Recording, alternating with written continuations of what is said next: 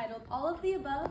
My scripture references are Mark 1:16-20, Matthew 6:24, and Matthew 16:24-25. We've all been there, the dreaded ACT on a Saturday morning.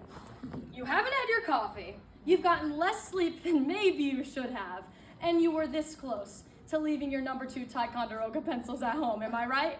I don't know about you, but on top of all of that, I can get mega distracted on tests.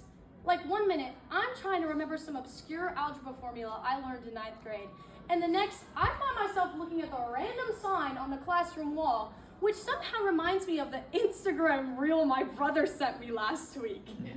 And the entire time, I'm reading the test questions and chewing my gum to the beat of the last song I heard.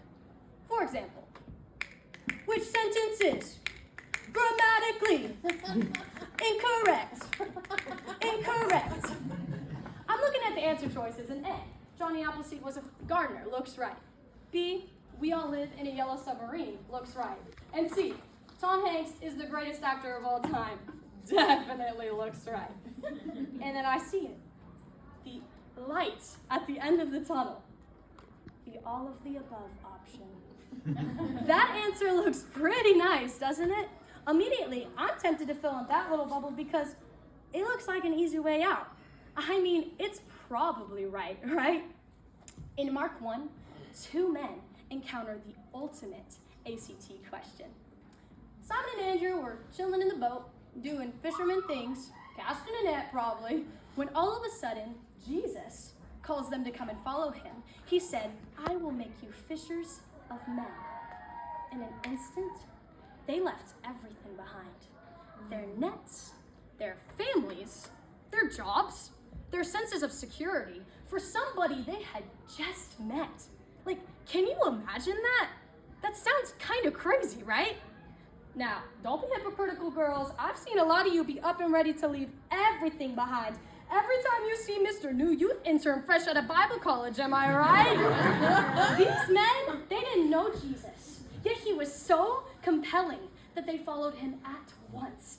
And this wasn't just a one-time thing. Jesus then called 2 more, James and John, who followed without hesitation. These men did not have the all of the above option. I mean, they couldn't possibly stay tied to their fishing nets and follow Jesus. So how can we? I think a lot of times we come to the altar and we say, take my life, God, I give it to you. And that's great. But unless we come with our whole hearts and choose God and only him, it's meaningless. You try and choose Jesus and the validation you receive from one more follower on social media, or Jesus and the way you talk badly about others just to deal with the hurt that they've caused you. It could be all kinds of things. Maybe it's the videos you know that your mom wouldn't approve of, that you watch just to escape from reality.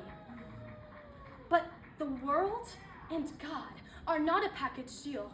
This ain't a 2-for-1 deal at Costco. Jesus tells us himself, no one can serve 2 masters, for either he will hate the one and love the other, or he'll be devoted to the one and despise the other.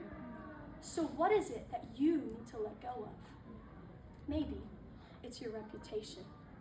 What would happen if you sat down and you talked with that one kid who sits alone?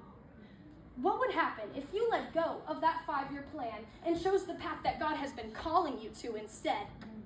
What would happen if the times you felt the urge to share the gospel with that person, you actually did? Would you be willing to be mocked? Would you be willing to be laughed at? Would you be willing to be rejected? Well, that reminds me a lot of somebody I know. Jesus experienced all of those things, and much worse for you. Are you willing to lay down your life for him in return? In Matthew 16, Jesus tells us, if anyone would come after me, let him deny himself, take up his cross, and follow me. For whoever would save his life will lose it, but whoever loses his life for my sake will find it. So whatever option that looks real good that isn't Jesus, I promise you it isn't worth it. It only leads to death. Only Jesus can bring you to life because he died for you out of his great love for you while you were a sinner. And he wants to spend forever with you.